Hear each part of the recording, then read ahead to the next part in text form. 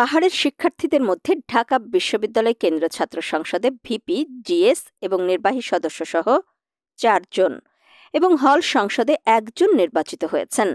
নির্বাচিতরা হলেন ডাকসুর VP Sadiq Kayem, GS S M Farhad Hossain, কার্যনির্বাহী সদস্য সর্বমিত্র চাকমা, হেমা চাকমা এবং জসিমউদ্দিন হল সংসদে পাঠকক্ষ বিষয়ক সম্পাদক পদে কামরুল হাসান।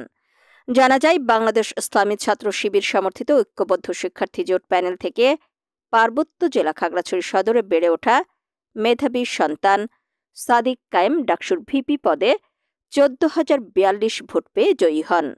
তার নিকটতম প্রতিদ্বন্দ্বী ছাত্রদল সমর্থিত ভিপি প্রার্থী মোহাম্মদ আবিদুল ইসলাম খান পেয়েছেন 5,708 ভোট। পার্বত্য জেলা রাঙামাটির সন্তান বাংলাদেশ ইসলামী ছাত্র শিবির সমর্থিত ঐক্যবদ্ধ শিক্ষার্থী জোট প্যানেল থেকে এস এম ফরহাদ হোসেন ডাকসুর জিএস পদে 10,794 ভোট পেয়ে বিজয়ী হয়। তার নিকটতম প্রতিদ্বন্দ্বী ছাত্রদল সমর্থিত প্যানেলের প্রার্থী তানভীর বারী হামিম ভোট পেয়েছেন 5,283।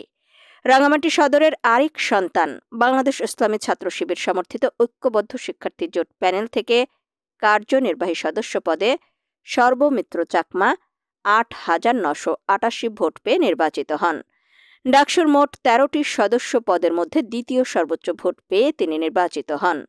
খাগড়াছড়ি জেলার পানছড়ি উপজেলার সন্তান হেমা চাকমা বামপন্থী ছাত্র সংগঠনের প্রতিরোধ পরিষদ প্যানেল থেকে 4,908 ভোট পেয়ে ডাকসুর কার্যনির্বাহী সদস্য পদে নির্বাচিত হন। তাছাড়া খাগড়াছড়ি সদরের আরেক সন্তান কামরুল হাসান কবি জসিমউদ্দিন হল সংসদে পাঠকক্ষ বিষয়ক সম্পাদক পদে নির্বাচিত হয়েছেন। প্রাচ্যের অক্সফোর্ড খ্যাত ঢাকা বিশ্ববিদ্যালয় বাংলাদেশের প্রাচীনতম এবং শীর্ষস্থানীয় উচ্চশিক্ষা প্রতিষ্ঠানের ডাকসুর মতো ঐতিহ্যবাহী সংগঠনের ভিপি, জিএস, 2 জন কার্যনির্বাহী সদস্য এবং হল সংসদের সম্পাদকীয় পদে পার্বত্য চট্টগ্রামের এক সন্তান নির্বাচিত হওয়ায় সামাজিক যোগাযোগ মাধ্যমে আনন্দ ও উচ্ছ্বাস প্রকাশ করেছে পার্বত্য অঞ্চলের সর্বস্তরের মানুষ। তারা আশা করছেন ডাকসু ও হল সংসদের মতো দেশের জাতীয় গুরুত্বপূর্ণ প্ল্যাটফর্মের শীর্ষ পদে পার্বত্য এলাকার একাধিক মেধাবী শিক্ষার্থী নির্বাচিত হওয়ায় সকল সম্প্রদায়ের জন্য ইতিবাচক পরিবর্তন বয়ে আনবে।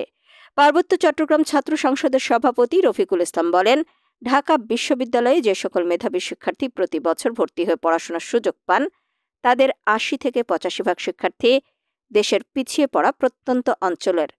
পার্বত্য চট্টগ্রাম দেশের পিছিয়ে পড়া অঞ্চলসমূহের অন্যতম।